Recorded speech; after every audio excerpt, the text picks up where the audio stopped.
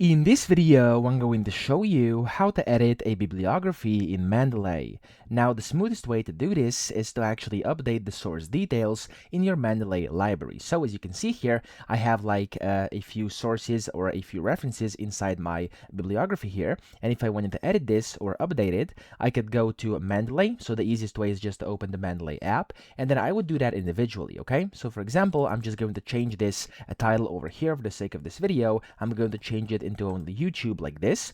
There we go. And then I'm going to go back in here. And what I'm going to do is first I'm going to refresh. So it did automatically, as you can see, but I'm just going to refresh again so everything gets refreshed. And then you simply want to go to the top right, click on the three dots, and then here update bibliography. And as you can see, it's going to update. So that's the cleanest way to edit a bibliography. Of course, you could go and do it manually, but that's kind of sketchy. Things could break. So what I would do is actually edit the sources or the references inside Mendeley and then go back and basically fix it in there as well using the update button. So I hope this video helped you out. If it did, please subscribe to the channel and help me out as well.